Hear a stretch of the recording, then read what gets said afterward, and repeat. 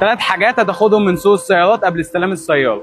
معانا النهارده العربيه الستيب واي 2023 31000 كيلو متر. العربيه دي زي ما انتم شايفينها دي بتبقى قبل ما بنعمل فيها اي حاجه، دي الاستلام اللي احنا بنستلمها من العميل. احنا بنعمل 3 حاجات في عربيه سوق السيارات. اول لما بتجيلنا بنبدا نلمع العربيه كامله عشان خاطر درجه البويه تبقى شكلها احلى. طبعا ما بنسيبش الفوانيس، طبعا لو العربيه عايزه اي صيانه بنبدا نعملها لها. غير كده وكده احنا بنقدر نقول للعميل اي حاجه في العربيه موجوده فيها ايه احنا بنبدا نقول له عليها، ودي الميزه بتاعت سوق السيارات اللي احنا ما بنخبيش اي حاجه في العربيه، حتى لو فيها ايه احنا بنقول فيها بالظبط. لما حبينا نقدم العربيه في شركه سوق السيارات استخدمنا فيها تكنولوجيا النانو.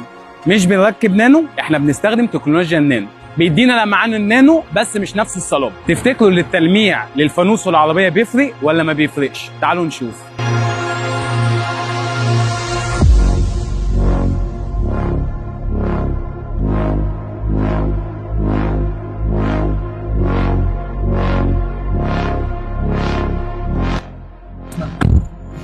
ودلوقتي فاضل اخر نقطه وهي نظافه العربيه من الداخل. وطبعا احنا في سوق السيارات قبل ما بنسلمك العربيه بتطلع تكشف كشف شامل وهتستلموها مستعمله زي الجديد.